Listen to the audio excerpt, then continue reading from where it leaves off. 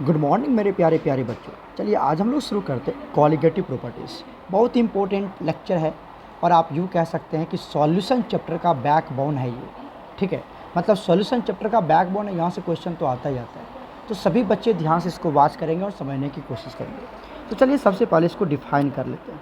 Colligative property होता क्या? तो ये प्रॉपर्टी है आइडियल सॉल्यूशन का। क्या बता रहा हूँ मैं? सबसे पहली बात कि यह किसकी प्रॉपर्टी है? आइडियल सॉल्यूशन की प्रॉपर्टी है। तो पहले यहाँ पे मैं मेंशन कर देता हूँ, it is a property, it is a property, it is a property of किसके? Ideal solution. आइडियल सॉल्यूशन की प्रॉपर्टी है ये, राइट? नॉन आइडियल की नहीं, आइडियल सॉल्यूशन। चलिए दूसरा पॉइंट डिस्कस करते हैं। This property, this property, this property of ideal solution, of ideal solution depends upon, depends upon किस पे डिपेंड करता है ये? Depends upon amount of, amount of solute, amount of solute किस पे डिपेंड करता है ये? amount of solute पे डिपेंड करता है। एंड नोट, मतलब आप क्या सकते हैं, अमाउंट ऑफ सॉल्यूट पे डिपेंड कर सकता है, सॉरी डिपेंड करता है। और ब्रैकेट में मैं लिख देता हूँ यहाँ पर डाउन डिपेंड्स या note on the, colour change कर देता हूँ, नोट ऑन द किस पे डिपेंड नहीं करता है ये? Nature of solute, nature of the solute particles, solute particles, solute particles के नेचर पे डिपेंड नहीं करता ये, सॉल्यूट पार्टिकल्स के नेचर पे डिपेंड नहीं करता। एक ऐसा प्रॉपर्टी जो किस पे डिपेंड करे, किस पे डिपेंड करे? चलो मैं कलर चेंज करके यहाँ पे थोड़ा सा अंडरलाइन करता हूँ, सभी बच्चे ध्यान दीजिए। सबसे पहली बात तो ये आइडियल सॉल्यूशन की प्रॉपर्टी है, राइट? दूसरी बात कि this property of ideal solution will depends upon, किस पे डिपेंड करता है? Amount of solute. किस पे? Amount of solute. अब ये बात यहाँ से सीखिए कि अमाउंट ऑफ सॉल्यूट का मतलब क्या हुआ, अमाउंट ऑफ सॉल्यूट का मतलब क्या हुआ। चलो इसको मैं यहाँ पे लिखता हूँ, ठीक है? अमाउंट ऑफ सॉल्यूट का मतलब होता है, पहला पॉइंट्स, पहला पॉइंट्स कि number of solute particles, number of solute particles, number of solute, number of solute और आगे क्या लगा दो? पार्टिकल्स, कि कितने सॉल्यूट के पार्टिकल्स हैं, उसके नंबर कितने, 5, 10, 15, 20, 1 मोल, 2 मोल, 5 मोल, ये उसके मोल, अवोगाड्रो नंबर, उतने पार्टिकल्स है क्या, कितना पार्टिकल है, तो उसके नंबर पे डिपेंड करता है। या फिर किस पे डिपेंड करेगा? इसके मोल्स पे डिपेंड कर सकता है। किस पे? Moles of solute particles, moles of solute particles. तो सॉल्यूट पार्टिकल्स का कितना मोल है, 5 मोल, 10 मोल, इस पे डिपेंड करता है क्या? उसके अमाउंट, अमाउंट मतलब समझे ना, अमाउंट का मतलब यही होता है। अमाउंट का मतलब क्या हो गया? अमाउंट का मतलब क्या हो गया आपको यहाँ से? ये नंबर ऑफ सॉल्यूट पार्टिकल्स, उसी को अमाउंट बोलते हैं। मोल्स इस पे डिपेंड करेगा, वो उसके मास पे डिपेंड करेगा। तो जनरली हम यही दो टर्म्स की बात करते हैं, number of solute particles and moles of solute particles. तो जब एक सॉल्यूशन की प्रॉपर्टी इस दोनों पे डिपेंड करता है तो उसको बोलते हैं कॉलिगेटिव प्रॉपर्टी। और दूसरा टर्म हमने यहाँ पर क्या लिखवाया है, चेक करें यहाँ पर, don't depends upon nature of the solid particle. Solid particles के नेचर पे डिपेंड नहीं करता है, नेचर पे डिपेंड नहीं करेगा। नेचर क्या होता है? मतलब जैसे मान लीजिए वो सॉल्यूट हमारा आयोनिक सॉलिड है, सॉल्यूट है, या कोवेलेंट सॉलिड है ना, जैसे NaCl है या HCl है। NaCl क्या हो जाएगा आपका बताइए तो? NaCl आयोनिक कंपाउंड है। HCl क्या हो जाएगा आपका? कोवेलेंट कंपाउंड हो जाएगा, है ना। तो उसके नेचर पे डिपेंड नहीं करेगा। NaCl है ना, Na+Cl-, तो ये आयोनिक कंपाउंड है। कौन सा कंपाउंड है? Ionic compound. इसमें कौन सा बॉन्ड होगा? इसमें कौन सा बॉन्ड होगा? आयोनिक बॉन्ड होगा, होगा ना। आयोनिक कंपाउंड है तो कौन से बॉन्ड होंगे इसमें? Ionic bond. जैसे हमने ले लिया HCl, ये भी तो हो सकता है ना सॉल्यूट में, ठीक है। एसिड भी हो सकता है, बेस भी, कुछ भी हो सकता है। तो ये भी क्या, ये हमारा कौन सा कंपाउंड है? कोवेलेंट कंपाउंड है। कोवेलेंट कंपाउंड में कौन सा बॉन्ड होता है? कोवेलेंट बॉन्ड होता है। तो ये इस पर डिपेंड नहीं करेगा, इस पर डिपेंड नहीं करेगा कि आयोनिक कंपाउंड ले रहे हैं आप कि कोवेलेंट कंपाउंड ले रहे हैं, क्या ले रहे हैं, नहीं, इस पर डिपेंड नहीं करेगा। वो डिपेंड करेगा सिर्फ कि कितना ले रहे हैं, कौन सा कंपाउंड ले रहे हैं उस पर डिपेंड नहीं करेगा, कितना कंपाउंड ले रहे हैं, कितना सॉल्यूट ले रहे हैं उस पर डिपेंड करेगा, मतलब अमाउंट पे डिपेंड करेगा। समझ में आ गई ना बात? इस तरह से तो हमने 2 पॉइंट आपको डिफाइन किया, कॉलिगेटिव प्रॉपर्टी होता क्या है। अब वन बाय वन क्या क्या होता है कॉलिगेटिव प्रॉपर्टी, किसको बोलते हैं कॉलिगेटिव प्रॉपर्टी, सब हम यहाँ पर डिस्कस करते हैं। चलिए यहाँ पर हम लोग देख लेते हैं टाइप्स ऑफ कॉलिगेटिव प्रॉपर्टी, और वन बाय वन सबको हम पढ़ेंगे भी। Types of colligative properties, types of colligative properties, right. तो प्यारे बच्चों हमारे पास 4 टाइप्स होते हैं कॉलिगेटिव प्रॉपर्टी। कितने होते हैं? There are 4 types, there are 4 types of colligative property. कितने टाइप्स के होते हैं? 4 टाइप्स के कॉलिगेटिव प्रॉपर्टी होते हैं। क्लियर है? पहला, चलिए यहाँ पे देखते हैं कि क्या क्या होता है। पहला होता है हमारे पास रिलेटिव लोवरिंग इन। ध्यान से सुनते जाना, बहुत इंपॉर्टेंट है, ये बैकबोन है सॉल्यूशन का। सॉल्यूशन का टू मच इंपॉर्टेंट लेक्चर चल रहा है यहाँ से, ठीक है ना? तो ध्यान सुनते जाना। Relative lowering in vapour pressure, ठीक है। इसको शॉर्ट फॉर्म में बोलते हैं RLVP। क्या बोलते हैं इसको? RLVP, relative lowering in vapour pressure. Clear है? दूसरा कॉलिगेटिव प्रॉपर्टी होता है, ये सब कॉलिगेटिव प्रॉपर्टी के टाइप्स है और ये सभी कॉलिगेटिव प्रॉपर्टी ही है, ठीक है, 4 टाइप्स के। तो वन बाय वन सबको पढ़ेंगे। पहला क्या, दूसरा हो गया हमारे पास elevation in boiling point. Elevation in boiling point, elevation मतलब होता है बढ़ जाना, इलेवेशन मतलब इंक्रीज हो जाना। इसको इंडिकेट करते हैं डेल्टा टी, मतलब चेंज इन बॉइलिंग पॉइंट। अब बी मतलब क्या लेते हैं यहाँ पर? बॉइलिंग पॉइंट, तो डेल्टा टी से इंडिकेट करते हैं, ऐसे डेल्टा टी, ठीक है। तीसरा होता है हमारे पास depression in freezing point. Depression in freezing point, F मतलब फ्रीजिंग पॉइंट, और इसको क्या लिखेंगे? Delta T F. और डिप्रेशन मतलब होता है डिक्रीज होना, चलो मैं यहाँ पर मेंशन कर देता हूँ। एलिवेशन मतलब क्या होता है? इंक्रीज हो जाना। डिप्रेशन मतलब क्या होता है? डिक्रीज हो जाना, ठीक है। ये इंक्रीज और डिक्रीज का साइन है। और मेरे प्यारे बच्चों एक लास्ट वन आता है हमारे पास, 4th, that is called osmotic pressure. क्या बोलते हैं उसको? ऑस्मोटिक प्रेशर बोलते हैं। और यहाँ से क्वेश्चन ना आए, इसको हम लोग डिनोट करते हैं पाई से, ठीक है। और यहाँ से क्वेश्चन ना आए ये तो पॉसिबल ही नहीं है। सॉल्यूशन पढ़ रहे हो और यहाँ से क्वेश्चन नहीं है, ये हो ही नहीं सकता, ठीक है। तो टू मच इम्पोर्टेंट है, टू मच इम्पोर्टेंट। सभी बच्चे ध्यान से वॉच करें, ये 4 तरह के कॉलिगेटिव प्रॉपर्टी हमें पढ़ना है और सभी बच्चे को ध्यान में रखना है। RLVP, delta TB, delta TF and pi, मतलब ऑस्मोटिक प्रेशर। क्लियर हो गया? कोई दिक्कत तो नहीं? चलिए सबसे पहले हम यहाँ पर वॉच करते हैं पहला कंसेप्ट, दैट इज़ कॉल्ड, पहला क्या होता है हमारे पास? Relative lowering in vapour pressure. Relative lowering in vapour pressure. Clear है? क्लियर है? तो सबसे पहले हम यहाँ पर बात कर लेते हैं relative lowering in vapour pressure. चलो जिसको हम लोग कवर करते हैं। Relative lowering in vapour pressure को शॉर्ट फॉर्म में क्या लिखते हैं हम लोग?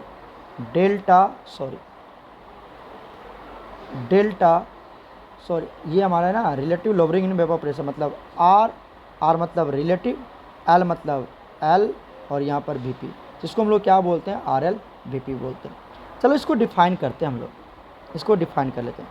कैसे डिफाइन करेंगे? यहाँ से इसको डिफाइन करते हैं, ध्यान से देखना। और सभी में जितने भी होंगे, दिख रहा है आपको, सभी में ऐसे ही डिफाइन करेंगे जो यहाँ पर डिफाइन कर रहे हैं। ईजी हो जाएगा एक बार अगर समझ लेंगे तो। आप क्या होता है देखो, when a non volatile solute, आपको नॉन वोलाटाइल सॉल्यूट ही लेना है, ठीक है। हर किसी केस में, चारों केस में नॉन वोलाटाइल सॉल्यूट, मतलब जो वेपर ना बना रहा हो, ठीक है। When a non volatile solute is added, उसको क्या करते हैं? हम ऐड करते हैं, ठीक है। किसमें? To a pure solvent. जब उसको आप ऐड करते हैं टू अ प्योर सॉल्वेंट में, देन क्या होने वाला है? तब क्या होने वाला है कि वेपर प्रेशर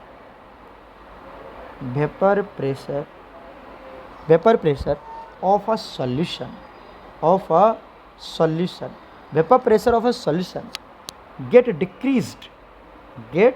डिक्रीज क्या हो जाता है, वो कम हो जाता है।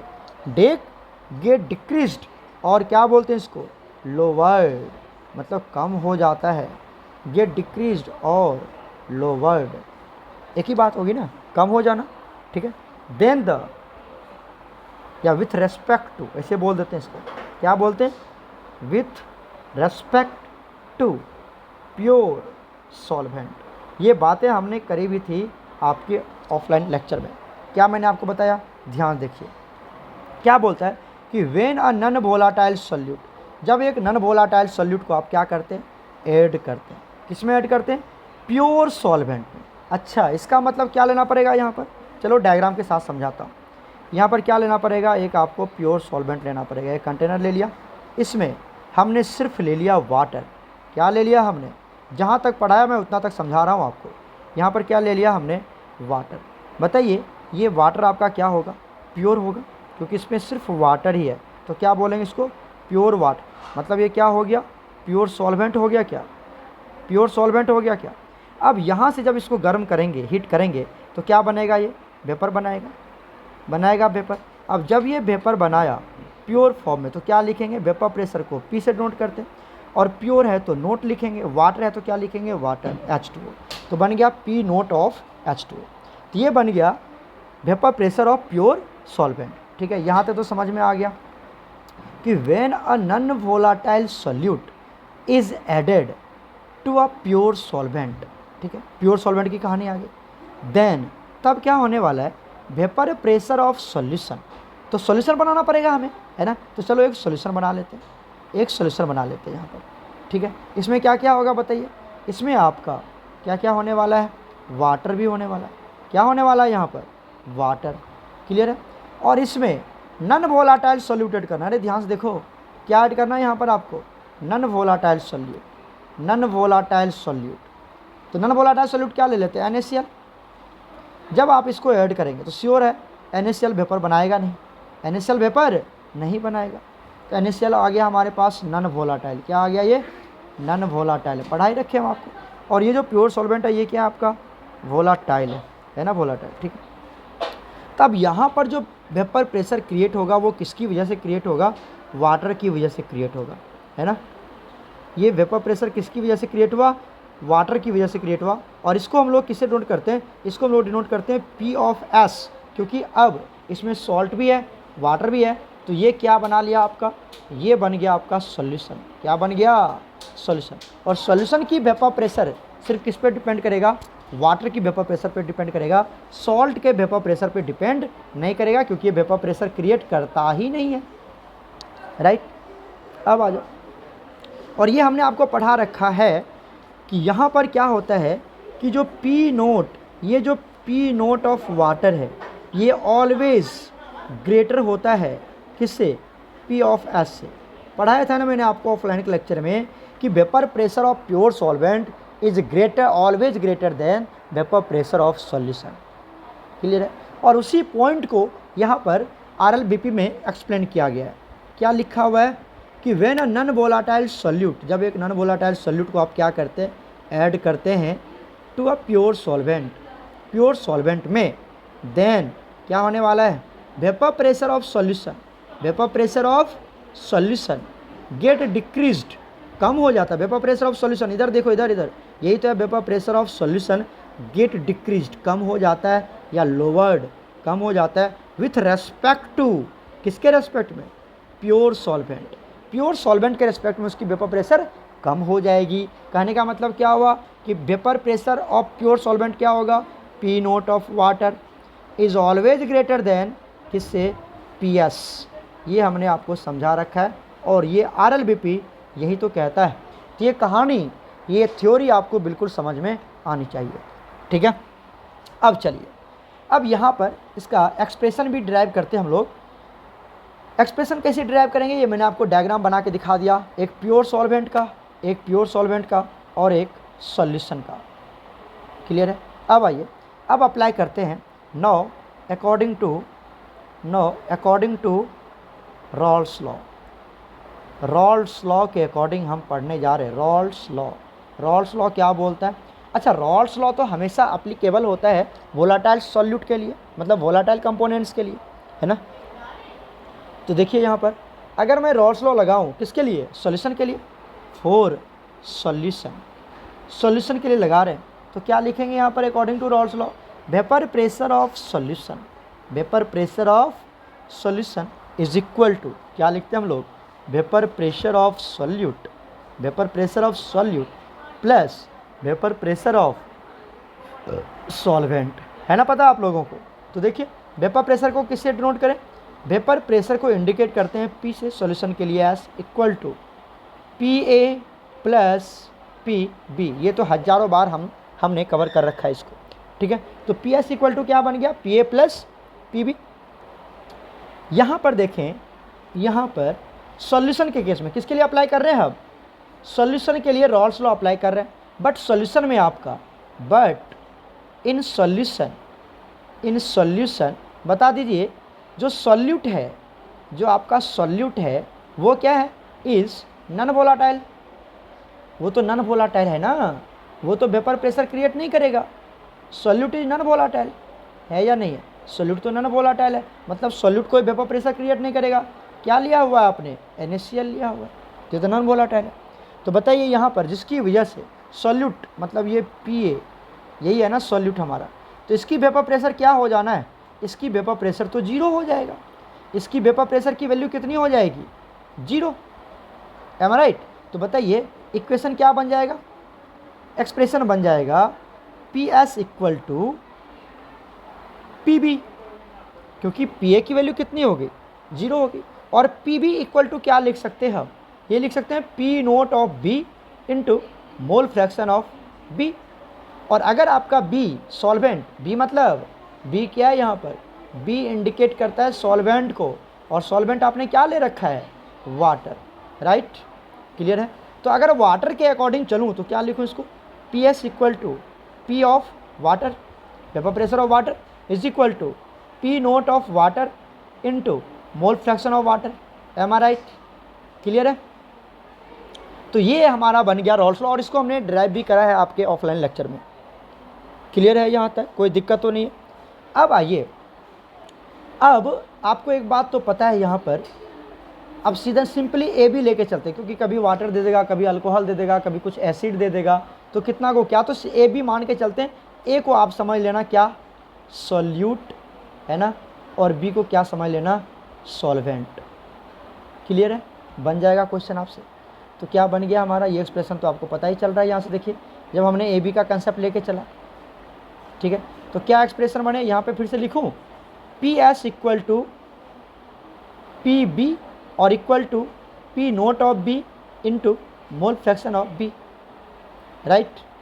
कोई दिक्कत नहीं है? चलिए अब क्या करते हैं यहाँ पर, आपको एक बात तो और भी पता होगा कि हम लोग क्या लिखते हैं? मोल fraction of A plus mole fraction of B, इसकी वैल्यू क्या होती है? 1। ऑलरेडी हमने प्रूव करा है क्लास आवर में। Mole fraction of A plus mole fraction of B is equal to 1। तो बताइए यहाँ पर जो मोल फ्रैक्शन ऑफ B है, क्या मैं इसके लिए मोल फ्रैक्शन ऑफ B को क्या लिख सकता हूँ? 1 minus mole fraction of A लिख सकते हैं क्या? लिख सकते हैं? अरे यहाँ से निकालो ना, mole fraction of B equal to क्या बन जाएगा? 1 माइनस, और ये जो A है इधर आ जाएगा, इसमें क्या प्रॉब्लम है? ये आ जाएगा XB। तो जहाँ पर मोल फ्रैक्शन ऑफ B है वहाँ पर क्या लिख सकते हैं हम? 1 minus mole fraction of A लिख सकते हैं, कोई प्रॉब्लम नहीं है। तो चलिए आपका इक्वेशन क्या बन जाएगा यहाँ से इक्वेशन क्या बन जाएगा? PS इक्वल टू क्या बन जाएगा? P naught B into 1 minus mole fraction of A बन जाएगा क्या? क्लियर है यहाँ तक? अब क्या करना होता है? अब इसको मैंने एक बार बताया भी था, इस मोल फ्रैक्शन, इसको इससे एक बार इससे मल्टीप्लाई करें, फिर इसको एक बार इससे मल्टीप्लाई करें, तो क्या लिख सकते हैं? क्या लिख सकते हैं?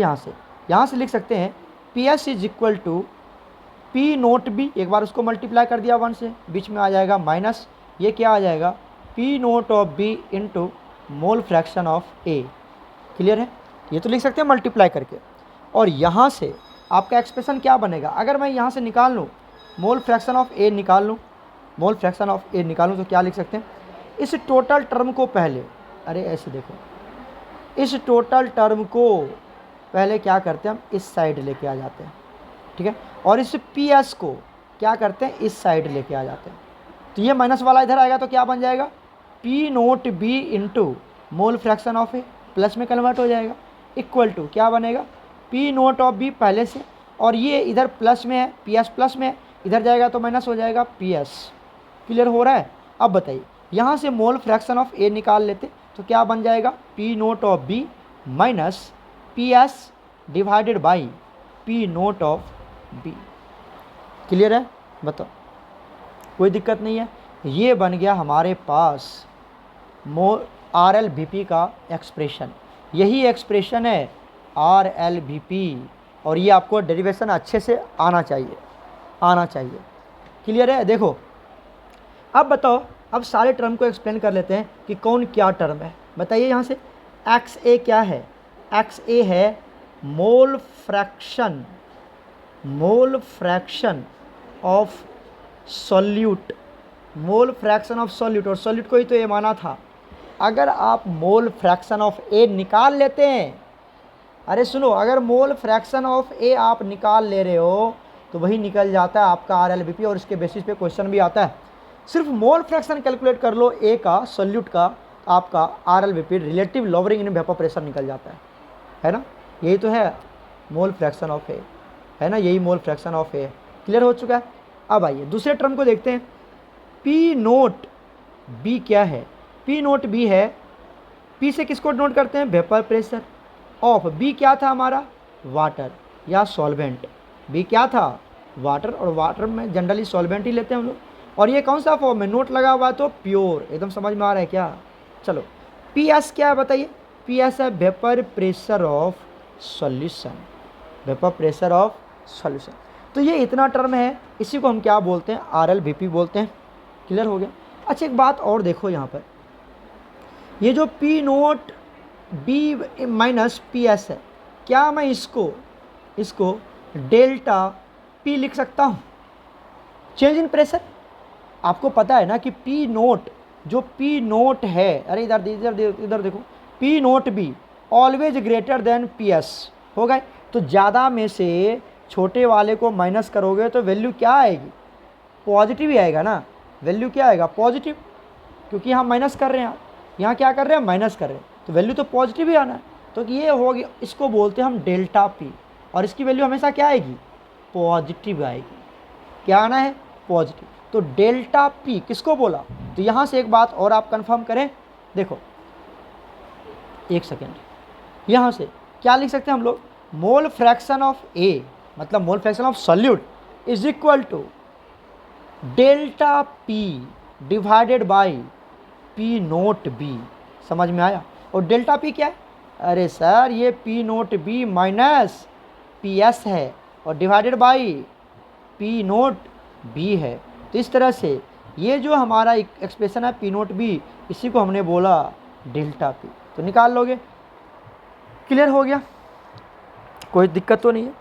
अब देखो यहाँ पर देखो, ये जो आपका डेल्टा पी है, डेल्टा पी जिसको क्या लिख सकते हैं हम, P naught B minus P S लिखते हैं, इसको बोलते हैं हम लोअरिंग इन वेपर प्रेशर। क्या बोलते हैं इसको, lowering in vapour pressure, lowering in vapour pressure. कितना से डिक्रीज कर गया, डिक्रीजिंग इन वेपर प्रेशर, ऐसे ही बोल सकते हो आप, डिक्रीज इन वेपर प्रेशर। क्या बोल सकते हो आप इसको, ऐसे भी बोल दो, decrease in vapour pressure. Vapour pressure में कितना का डिक्रीज हुआ, तो P naught B minus P S कर देंगे। पी नोट की वैल्यू ज़्यादा होगी, पी एस की वैल्यू कम होगी, दोनों को माइनस कर दीजिए, तो जो वैल्यू आएगा वो डिक्रीज इन वेपर प्रेशर ही तो कहलाएगा, या लोअरिंग इन वेपर प्रेशर ही तो कहलाएगा। क्लियर है, जिसको बोलते हैं हम lowering in vapour pressure.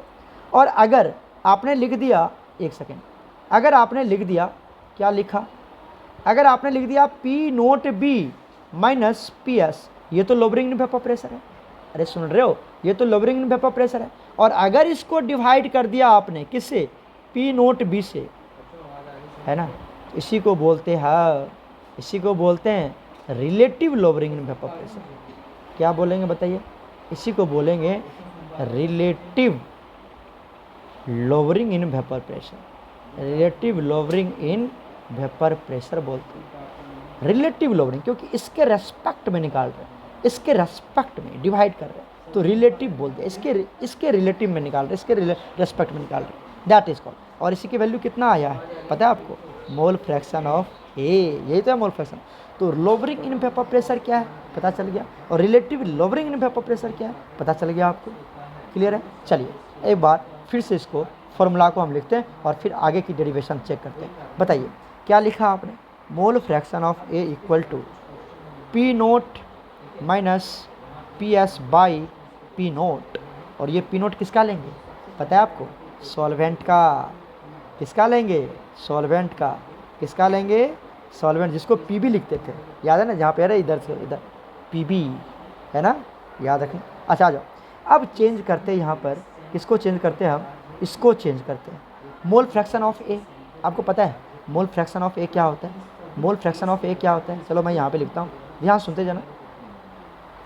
Mole fraction of ए क्या होता है, अरे जल्दी बताओ, मोल फ्रैक्शन ऑफ ए क्या होता है। ये सर होता है mole of A divided by mole of A plus mole of B. पढ़ा रखे हैं मोल फ्रैक्शन आपको, ये मोल फ्रैक्शन का फॉर्मूला होता है। क्या मैं इसकी वैल्यू यहाँ पर पुट कर दूँ, क्या कर दूँ, तो चलिए पुट करते हैं। क्या लिख सकते हैं यहाँ से बताइए, इसके जगह पर मोल फ्रैक्शन के जगह पर क्या मैं ये वाला वैल्यू पुट कर दूँ, अरे जस्ट अ मोमेंट, ये वाला वैल्यू पुट कर दें क्या, ये वाला वैल्यू चेक करो, कर दें। तो क्या लिख सकते हैं, N A divided by N A divided by N A मतलब number of moles plus number of moles of B is equal to, क्या बन गया, क्या बन गया, P naught B minus P S divided by P naught B. कोई दिक्कत है बताओ यहाँ तक, कोई दिक्कत है किसी बच्चे को, समझ में आ रहा है, हमने सिर्फ वैल्यू पुट किया है ना। चलिए यहाँ तक आपको बिल्कुल अच्छे से समझ में आ गया होगा कि हम क्या कैलकुलेट कर रहे हैं, मोल फ्रैक्शन को मोल में अब कन्वर्ट कर रहे हैं, मोल फ्रैक्शन को मोल में कन्वर्ट कर रहे हैं। ठीक है, अब आइए, ये तो एक एक्सप्रेशन बन गया हमारा, इसके बेसिस पे क्वेश्चन है जेईई नीट सब में आता है क्वेश्चन, ध्यान से सुनना। इफ़ और एनसीईआरटी में दिया हुआ है, इफ़ मान लेते हैं, इफ़ द सॉल्यूशन, मान लेते हैं, अगर ऐसा मान लेते हैं, लेट मान लेते हैं, if the solution is highly diluted, solution is highly diluted, ऐसा मान लिया गया कि सॉल्यूशन है, लेट द सॉल्यूशन बी, ऐसे कर लो क्या, थोड़ा इंग्लिश हमारी कमज़ोर है बट आप समझिए, लेट क्या लिख सकते हैं, the solution be highly diluted, बहुत ज़्यादा डाइल्यूटेड है, डाइल्यूटेड मतलब वाटर ज़्यादा है, अरे सॉल्वेंट ज़्यादा है तो सॉल्यूट कम है, मतलब क्या, हाईली डाइल्यूटेड का मतलब, अरे समझो, हाईली डाइल्यूटेड का मतलब कि सॉल्वेंट बहुत ज़्यादा है, सॉल्वेंट बहुत ज़्यादा है। जब हमने बोला कि सॉल्वेंट बहुत ज़्यादा है, इसका मतलब सॉल्यूट बहुत कम है, कहने का मतलब वही ना इनडायरेक्टली, क्या कहने का मतलब कि अगर सॉल्वेंट बहुत ज़्यादा है तो सॉल्यूट बहुत कम है। हमने बोला कि सर मेरा जो घर है ना वो बहुत बड़ा है, इसका मतलब और सबका घर छोटा है ना। तो अगर सॉल्वेंट बहुत ज़्यादा है, क्यों ज़्यादा है, हमने मान लिया कि सॉल्यूशन भी हाईली डाइल्यूटेड, सॉल्यूशन बहुत हाईली डाइल्यूटेड है, तो जो सॉल्यूट है वो बहुत कम है। जब सॉल्यूट बहुत कम है तो इसके मोल भी क्या होंगे, मोल भी बहुत कम होगा। जब सॉल्यूट ही कम है तो उसके मोल्स भी कम होंगे, बात सही है ना, मोल्स भी बहुत कम होगा। तो मतलब Na की जो वैल्यू होगी, Na की जो वैल्यू होगी, इसको हम क्या कर सकते हैं, नेगलेक्ट कर सकते हैं। Na इज़ नेगलेक्टेड लिखा हुआ रहेगा आपको क्वेश्चन में, इस सॉल्यूशन इज हाईली डाइल्यूटेड, या बहुत ज़्यादा अमाउंट ऑफ सॉल्वेंट दिया हुआ रहेगा, सॉल्यूट बहुत कम दिया हुआ रहेगा, समझ लेना हाईली डाइल्यूटेड का केस है। ठीक है, तो अगर आपको कहता है कि सॉल्यूशन जो है वो हाईली डाइल्यूटेड है, सॉल्यूशन जो है वो हाईली डाइल्यूटेड है, इट मीन्स कि जो सॉल्वेंट है वो बहुत ज़्यादा है, और सॉल्वेंट जब बहुत ज़्यादा है इसका मतलब सॉल्यूट बहुत कम है। सॉल्यूट बहुत कम है इसका मतलब सॉल्यूट की जो मोल्स होगी वो भी बहुत कम होगा। जब सॉल्यूट की मोल बहुत कम होगी मतलब Na बहुत कम होगी, तो Na की वैल्यू को हम क्या कर सकते हैं, नेगलेक्ट कर सकते हैं, है ना। Na के वैल्यू को क्या कर सकते हैं आप, नेगलेक्ट कर सकते हैं। तो बताइए एक्सप्रेशन आपने क्या बनाया, एक्सप्रेशन हमने यहाँ से बनाया Na divided by Na plus Nv equal to P naught B minus P S divided by P naught of B. अब आपको क्या करना है, यहाँ पर सॉल्यूशन मान लेते हैं कि बहुत हाईली डाइल्यूटेड है, तो क्या करेंगे आप, क्या करेंगे, ये जो Na है, ये जो आपका Na है ये वाला, इसको क्या कर देना, आपको नेगलेक्ट कर देना है, नेगलेक्टेड। अब बोलोगे सर ऊपर वाला क्यों ना नेगलेक्ट करो, ये वाला इधर देखो, ये वाला क्यों ना नेगलेक्ट करें। अगर आप न्यूमरेटर को ही नेगलेक्ट कर दोगे तो ये तो एक्सप्रेशन ही खत्म हो गया फिर, ठीक है ना। तो न्यूमरेटर को हम नेगलेक्ट नहीं करेंगे, जो डिनोमिनेटर में Na की वैल्यू है उसको हम लोग क्या करेंगे, नेगलेक्ट कर देंगे, ठीक है। तो आपको क्या करना है, इसको नेगलेक्ट नहीं करना है और इसको नेगलेक्ट करना है। तो बताइए एक्सप्रेशन क्या बन जाएगा, यहाँ से एक्सप्रेशन बन जाएगा, ऊपर में तो Na ही रहना है डिवाइडेड बाई, और Na की वैल्यू नेगलेक्ट मतलब जीरो मान लिया, तो क्या बन जाएगा यहाँ पर Nb बन गया ना, इक्वल टू क्या बन गया हमारे पास, P naught B minus P S divided by P naught B. Clear है, राइट। अब देखो यहाँ तक तो बन गया, जिसको आप क्या बोल सकते हैं, delta P upon P naught B बोल सकते हैं। अब ये तो मोल्स में, पहले मोल फ्रैक्शन को किस में कन्वर्ट किया हमने, मोल में कन्वर्ट कर लिया। अब मोल को क्या करते हैं, मास में कन्वर्ट कर लेते हैं, ठीक है। जिसका मास का वैल्यू रख दो यहाँ पर। बताइए सबसे पहले हम कैलकुलेट करते हैं Na की वैल्यू, मोल ऑफ A।